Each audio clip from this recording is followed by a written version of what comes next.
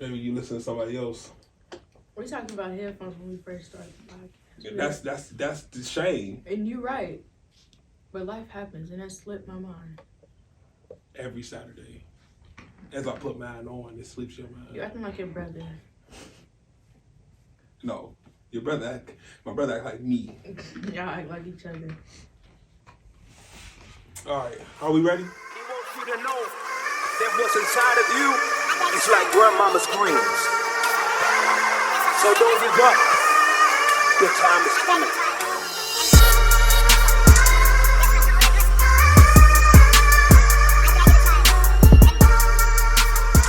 Welcome back to another episode of the Matthew 7 and 7 Project Podcast. I'm your host, Samuel, a.k.a. Mr. Lionhearted, and here with me, as always, is Coach AK. How you doing, Coach? I'm good. How are you? I'm mighty fine. That's good. You can say I'm dandy. There you go with that. There you go. I'm quite splendid on this Saturday. Like, surprised you don't say superb like you always say. Well, you got to change it up. You can't just say the same thing every time. So, you know, my vocabulary has expounded. That's good. You know? So, how was your week? What's going on? What's new in AK's life? Give me some good news. Give me some good news. It's been a lot of like good things happening in terms of just like me getting back on the ground with promoting my brand and being okay with starting off small and knowing that I gotta put in a lot of work to get to the to execute, to really be a part of the vision that I see in my head, and I know that God has given me. Like, it can be hard starting off. Mm-hmm. And you're like, well, even if I do this, how do I know that that's going to be the right move? But it's like, that's where the trust comes in, with knowing that you're doing what you're supposed to do and that you believe in yourself, that even those small things or even those things that you feel like aren't generating results, that's what's going to help you get to that main point. Mm-hmm. Another thing, just really finding my passions. I'm going back to school. I start school in 2 weeks. Yeah, so I'm excited about that. Congratulations. Thank you. Finishing out my bachelor's degree. Brown Mackie? You know that is not still alive. Oh, my bad. Wait, what you... Everest? Is it Everest? No. Or, where is that? It's called Franklin University. Yeah, so I'm doing their online program. Yeah. And I'm also working as a registered behavior technician, so I help implement treatment plans for kids who have been diagnosed with autism, and that has been like a pleasure and a joy to be able to wake up every day and knowing that even though I know I can't cure what they have, because I mean there's nothing wrong with them in terms of their diagnosis, but just I'm able to help make a difference and help them to cope with some of the thoughts and the feelings that they have. Even though I don't know everything and I can't get inside their minds, just know that I could be like a role model to them, and I'm there to like help them through their feelings and emotions. Like that helps me wake up every day and go work for somebody else. Right. Like knowing that I'm actually doing work that's making a difference. Yeah, that impactful work. Yeah. That's a blessing. It's good that you see, you know, the importance of your role, because, you know, when people don't understand, you know, what their significance is in a position, they allow themselves to take days off. And, you know, you take 1 day off and you take 2 days off, and you don't understand that you're not just letting yourself down, but you're letting down the people that God has placed in your life to be impactful for. Right. I feel like, you know, a lot of people, they have these certain fears that they let stop them from doing what God has called them to do. And I'm so happy that you said what you said, because fear is like one of those things that is an indicator that what you're doing, God has called you to do. Right. You know, He won't ever give you nothing that, you know, doesn't frighten you just a little bit. You know, that's a good indication, like, okay, God, you want me to do this. Because if it don't fear you, and God didn't tell you to do it, then you probably shouldn't be doing it. You know, a coach asked me yesterday, he said, you know, do you feel like it's possible to be fearless? He said it's in the dictionary. Webster's dictionary, they got the word fearless. So is it possible to be fearless? And, you know, I feel like it's possible to be fearless in things that don't mean nothing. You know, things that you have already conquered.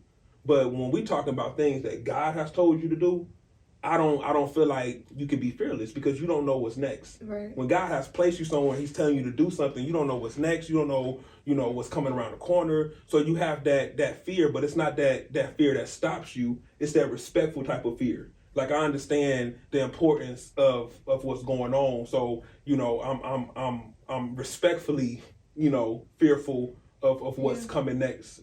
So it's this. I feel like people let fear stop them, and it's this.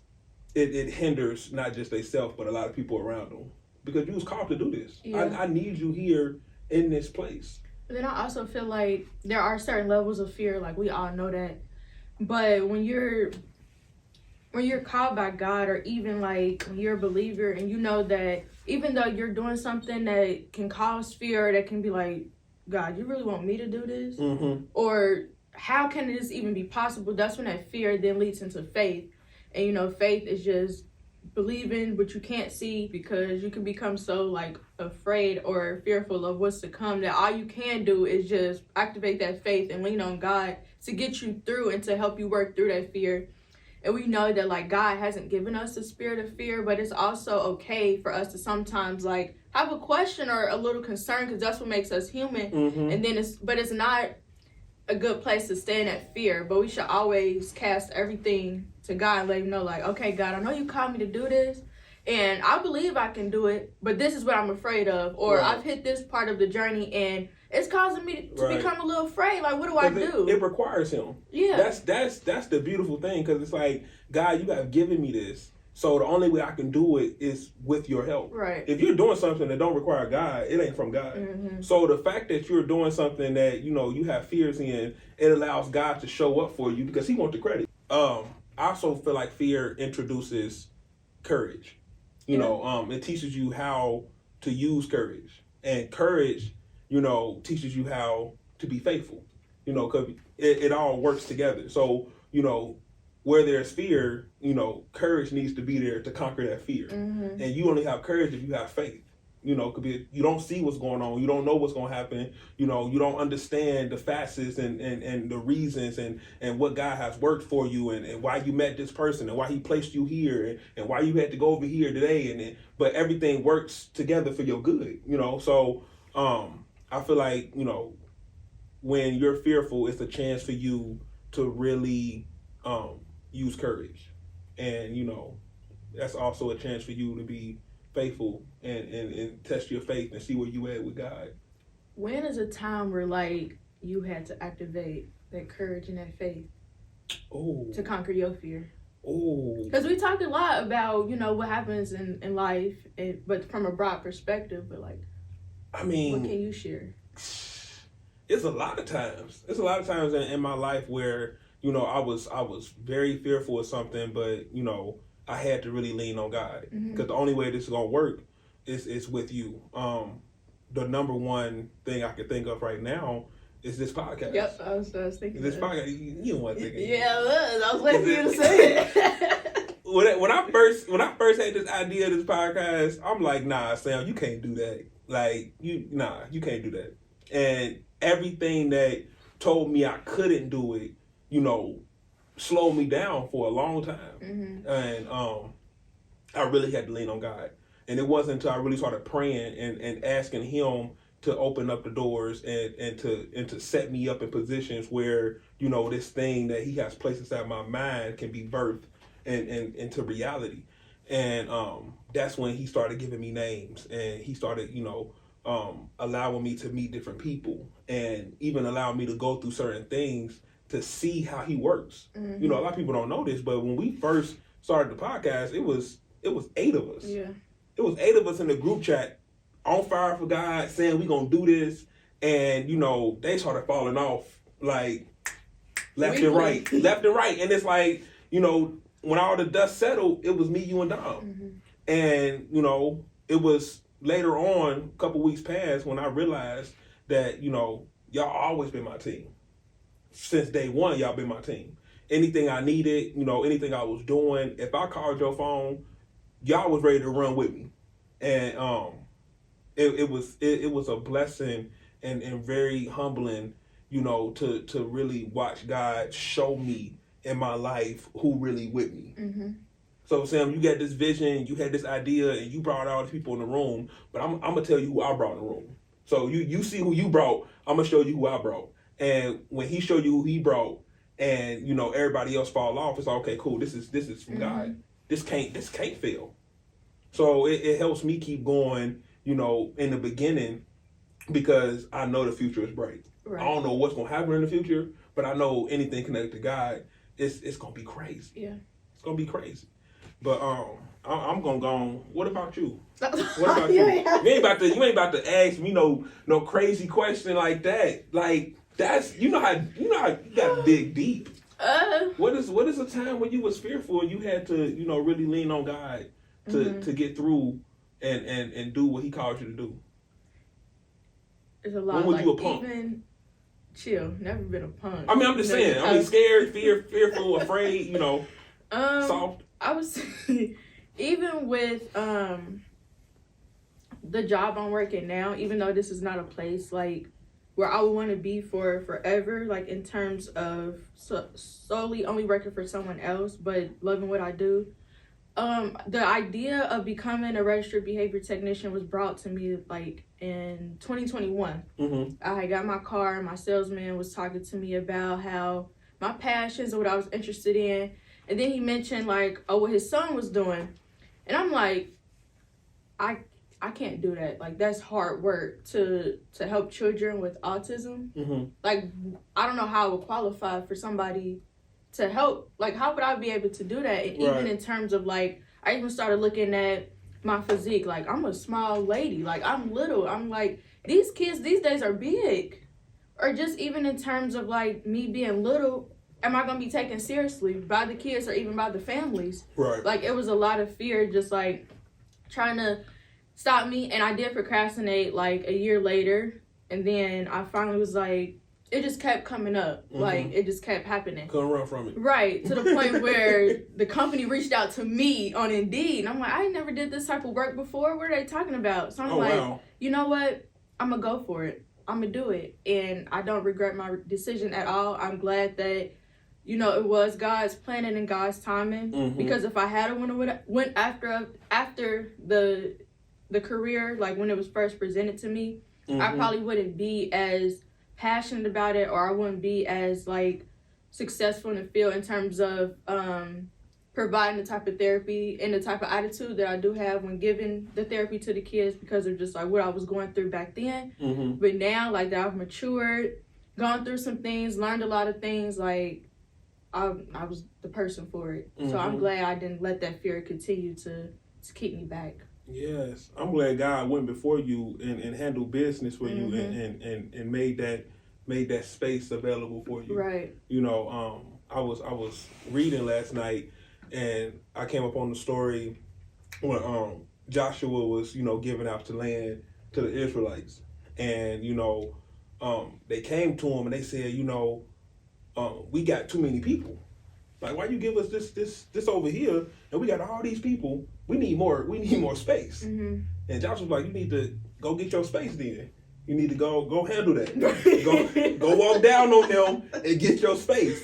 And they start talking all crazy, like they got these these chariots and they made of iron, and it's too many of them. Like, we can't. They too strong. Mm-hmm. We can't do nothing with them. So he talked to him a little bit, and then again he said, go get your stuff. Like, this you got to get them out. I think it was the Canaanites that was in their space, and it's like, you got to get them out. So God has already went before you. He has already handled what he need to handle to have you in that space. But that doesn't mean that you don't have to take territory. Just because it's yours, people gonna challenge that. Right. Like, how bad you want it. So it's beautiful that you stepped into that space, that he prepared for you and you conquering it. It's so much stuff that you're getting from where you are, how you dealing with people, the patience that it requires, that's not easy. Mm-hmm. That's not easy at all. But after a long day of dealing with those kids and being patient with them and loving on them and, not letting what they say affect you, it helps you deal with grown people. And, when you're dealing with grown people and you're trying to, help them see God and you're trying to show them a different way, that patience, it's the same practice, it's just a different person. Mm-hmm. So I'm glad that you're in that space because it's making you a better disciple. It's making you, a better soldier in the army of God. Yeah. So that's what's up. Thank Yeah. you. I love it. But we're not gonna let fear stop us from doing what God called us to do. Fear can, have us feeling unsettled and insecure.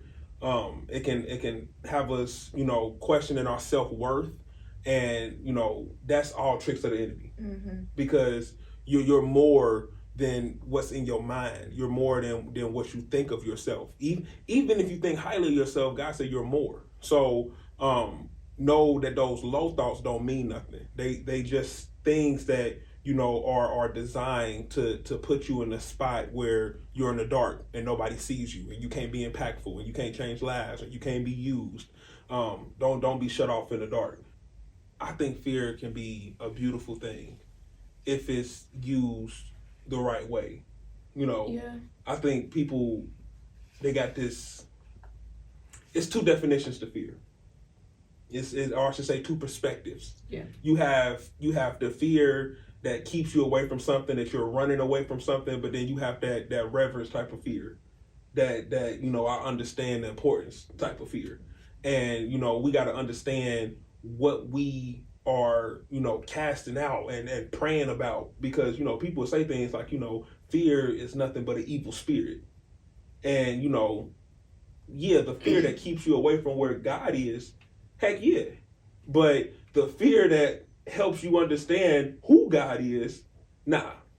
Yeah. So it's different levels to this thing that they call fear. And another perspective on like fear, like coming just more so from like a mind perspective, and even if we take out, mixing fear and letting faith take over our fear and all of that, it's our mind's job to protect us. And the only way that our mind can protect us is to bring off an alert of fear, like, oh no, I can't do that. Or if I do this, this may happen. Just like in terms of relationships, you may get to a point where you reach a certain part of the relationship and you get fearful. Mm-hmm. Because your mind is protecting you and you're like, I don't want to get hurt. So the only way that I can protect the being that I'm a part of, the mind saying this, the only way that I can protect our mind is I'm going to make a fear alert go off in her head and tell her to run away from this. And if you look at fear in terms of, and that's how I had to start looking at it, my mind is there to protect me, but to a certain point, I got to get stronger than my mind and let my mind know, like, okay, I'm glad you here to tell me and you here to try to send off these signals and these warnings or whatever, but it's nothing to be afraid of. So if you not be an enemy of your fear, but pair with your fear and just let yourself know, like, all right, I'm cool. I'm glad you're thinking. I'm glad, you got some sense up there, but we don't have to be afraid of nothing. Right. Let's just try it out. Right. Yeah. That's good. Yeah, that's just something I tell myself. Yeah. I like the little fear alert because you definitely hear like sirens in your head, and it's all about how you respond. It makes you evaluate what, in fact, you're responding to, because a lot of people not here yet. But when you get to this place where you can sense the fear and then evaluate what you actually scared of, right? Because people say fear is the false evidence appearing real. So when you feel that fear, now it's time for you to think about what's the evidence. Like what is this that I'm saying I'm scared of? Because sometimes when you really weed it out, it's like, oh man, like I shouldn't be scared of that. Mm-hmm. You talk to people and they say like they fear success. I don't want to be successful, and it ain't the success that they scared of. It's what comes with the success. Yeah. So you got people that's living these mediocre lives and they not challenging themselves. They don't want to move up because they scared of what comes with the success. Or even becoming successful and then all of that, being taken away from you. Or you losing the success. Yeah. And then that's going to bring in shame and embarrassment. Like, we just go down this rabbit hole of things within our minds. Mm-hmm. But if we, like I said, pair it with your fear, become buds with your fear, you're going to be good. Yeah. But it does take practice. Mm-hmm. Yeah. And understanding, again, when you, becoming buds with your fear, understand that, the type of fear. I don't want people to listen to this and get confused because, again, there's two types of fear, and we cannot, let the afraid type of fear stop us from the respect type of fear. Because at the end of the day, we don't have the spirit of fear. Right. And that's when the Bible says we don't have the spirit of fear, it is talking about that fear that paralyzes you. That's not in us. Right. We don't have to accept that and to move in that. We don't have to do that. So, that's, God will bring you out of that. And I think the story funny every time I read it, but I think it was Isaac and Rebecca, and he was going into this different space, and I think it was the king of the Philistines, and he was saying, hey, you my wife, but when we up in here, you let them know that you my sister. Oh yeah. Because you gon' he see how you look. You a 10, baby. He see how you look. He gonna kill me and take you for himself. So he had this whole lie mixed up where he called his wife his sister, all out of fear. So and I use that to say, we can't let fear stop us from doing what we're supposed to do. The things that we're supposed to do that's right. We can't let that stop us. No matter what, we have to do what's right, even if the consequence ain't in our favor. Your consequence might be death, but you can't. Then it's a character thing. So now we talking about fear and character, but it's this. It's times in my life where I let fear stop me from doing what was right, and I convinced myself that I was being smart. That's just dumb. I wouldn't do that. Why would I put myself in that position? But it's like, if it's right, don't think about the position. Just think about doing right. Don't go weary and well doing. Do the well, and everything else gonna fall where it need to fall. So I wanna ask this question to you, AK, and I want you to be honest. Okay, so we talking about fear. You already said one of the things that you have feared and you conquered. I want to know, in what ways do you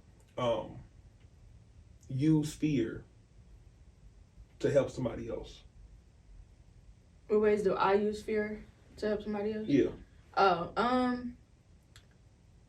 I would say, okay, just to give an example, like at church, singing on like the praise team and leading songs, like I'm very fearful of just being like up there in front of people. Stop it. Are you serious? I'm so scared. Like, yes. I even be shaking during rehearsal because I'm thinking about, okay, on Sunday, I'm going to be leading this song. And AK can blow. Or on Sunday, AK can blow. I'm going to be up here ushering in the presence of the Lord. Like, I'm just so, I'm getting out of that fear. But I know that it's not about me at all. Right. And I know that when I'm singing, and I'm singing to God, and I'm ushering in his presence, that it's about his people at this point, and it's not about me. So that's just something that I've been working through just this year, like leading worship again, because like I fight this fear of either messing up, or sometimes you just feel like you're not good enough to do certain things, even though you have the voice or the talent. It's just a fear. It'll kill you if you let it. Yeah. So like when I'm leading worship, I know that I'm helping someone else reach God, and it's not about me. And I just gotta get my little shakes out, get my nervousness out, and tap into his presence, and then after that we good. Right. Dang, that's beautiful. Yeah, I be scared. That go all the way back to that thing that you're doing that only God can help you with, and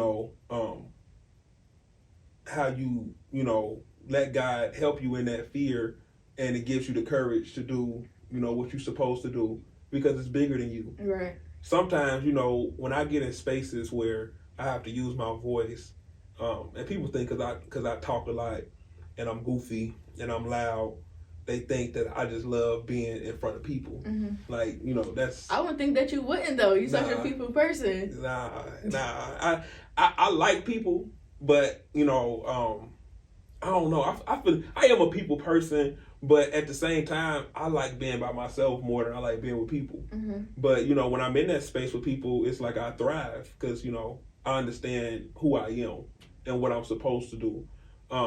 But just like you in the same sense, when it's time for me to get up and speak, I feel like kickoff before a football game, like them butterflies all in my stomach, and I'm like, oh man, what's gonna happen? And you thinking too deep. And what has helped me a lot is by me understanding why I'm here. And once you understand why you're here, and if you're here because God needs you to be here, it makes you take a back seat. Lord, help me to decrease so you increase. It's not about me. If I'm thinking so much about me to the point where, I feel like I shouldn't be in that space, I'm too much involved on me. Mm-hmm. But when you think like, okay, God, I'm here because you want me to be here. I'm here because I have, a duty to implement your will, to help people to see you. That's my job. When you think about that, you're not thinking about yourself no more. So sometimes, I challenge you to, when you're in that mode and you're scared of doing something, understand why you're doing it, and then, take yourself out of the equation. You're just being used. You're a vessel. And you can't let your fear stop you from doing what God has called you to do, because, if you do, that's the indicator that you're thinking too much about yourself. Nobody's concerned with, how you sound or, what you're looking like, because you're doing God's work. That's my understanding. Yeah. If you focused on me that much, then you ain't in the right space. It's like what you here for? Yeah. So but that's a whole different story. Oh man, fun fact. Did you know that fear not shows up in the Bible 365 times? I didn't know that. But he do tell us a lot to fear not. Did you know? Now get this. Did you know this? Did what? You know this? It's 365 days in a year. Every day we should fear not. Hey, every day. Every single day. We have no reason. I gotta take that with me every day now. Now, did you learn that it was 365 days in a year, or did you learn that it was in the Bible 365 times? In the Bible, 365 times. But you knew it was 365 days in a year. Yeah, I knew that. Okay, cool. I mean, I knew you knew it. Okay. Yeah. That's strike 2 for you. Strike 2? What was strike 1? You already know what strike 1 was. The pillow? Yes. Hey, it's okay. Hey, I'm glad that you love yourself in such a way. You are who you are. Yeah. Yeah. Okay, Sam.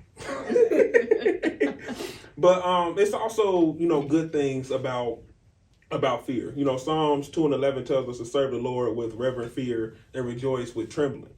So, and that's just telling us that, God is great and mighty, and he holds all the power in his hands. Mm-hmm. So, the power of life and death, we must have a healthy, reverent fear of him. And, that keeps us, that keeps our perspective about where we need to be in our relationship with him. It's like that person you got in your life, like that parent, or that coach or that mentor, that healthy, like, fear, that respect. Like, I don't want to do anything that displease you. I don't want you to be looking at me in a different way. I want to move correctly because of the respect I have for you. Mm-hmm. So when we say we representatives of Christ, we have to be mindful of how we move and the things that we say, and the places we go, because we understand who we are and who we represent. So, and it keeps us in that place. I feel like we got people that don't believe in God or do believe in God, but they feel like they got way more authority than they have. And when I say way more authority, I mean when it gets to the point where you're challenging God. That's you got a misunderstanding of who God is. Or you're not consulting God with your decisions. Right, but they not consulting God because they got a misunderstanding of authority. Mm-hmm. So God, whatever I'm doing, I'm gonna make sure it come back to you. I'm gonna make sure I give you the glory. Even the things that you told me not to do, I'm gonna do them anyway. But hey, if it worked out, it was you. And that's way, like, that thinking is is so wrong because we find ourselves in positions where God pulls us out and then we say that God put us there.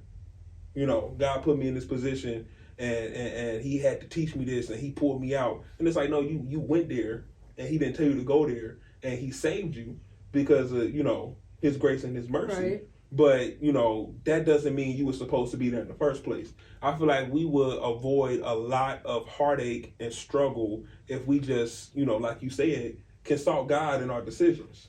It's a lot of things we know we shouldn't be doing, but our flesh says good. Right. You know, it's a lot of things that we know we shouldn't be participating in, the places we shouldn't go, but we try to find some kind of loophole to make us okay in that space. Yeah. You know, and we ain't gonna do that. But I do want to say something in terms of like not consulting God and how you even said how sometimes we say God put us here and it's because, you know, we justify certain decisions that we wanted to make on our own. But then even coming from a different perspective, we tend to, as people and even as believers, leave God out of the loophole in certain things because we feel like, oh, I shouldn't be doing this because I know God, so I shouldn't even talk to him about it. Or I shouldn't feel like this because I am filled with this Holy Spirit, so I shouldn't even bring it to God. And then we're just causing ourselves to be in that box or in that place longer than we have to be. When if we were in true relationship with him and we took the time to know that he wants to hear everything that's going on in our lives. There's not just one thing he wants to talk to us about. There's not just one area where he can show himself. Like when we get into that space where we know like God is God, he's my father, and I can take anything to him. And it's not always just about religion or, you know, my spiritual health, but I can take every part to him. We can overcome and get out of the situations that we're in quicker than if we just would have went to God in the first place rather than making God our last resort. When we've exhausted everything else, then we say, okay, maybe I should pray about this. No, we should have been praying about this. We should have prayed when it first came up. It's this story that my bishop always used, and it go like it was this kid, he ran away from home, and you know, he found himself, I guess he got in an argument with his dad, or he ain't want to be at home no more, so he ran away from home. He got on the bus and he hit it like, I'm gone. And he ended up in a town that he wasn't supposed to be in, you know, a very scary part of the world. There you go. And he didn't know where he was at. He got off the bus and he was terrified. And you know, he got a hold of a phone and he called his dad. And you know, his dad's worried about him. Where you at? So he called him, hey dad, you know, I'm sorry, I left home, and where you at, son? And I shouldn't have never left, and where you at, son? But I'm sorry, I should have listened and I should have stayed, but where you at? And God is that father for us. He just, where you at? I'm coming to you.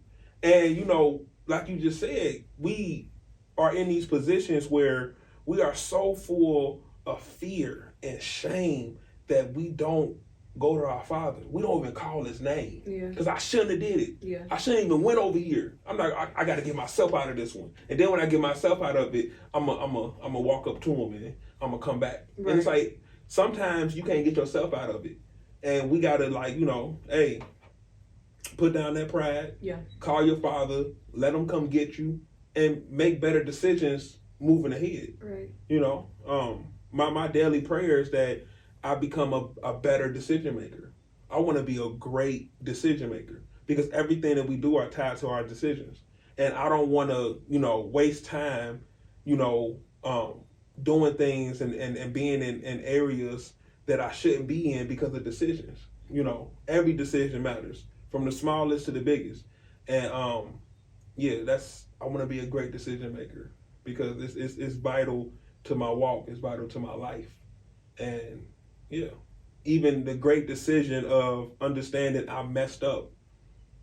Father, save me. So, fear is the number one enemy against our life and our destiny if we let it. So, don't let it. Don't let it.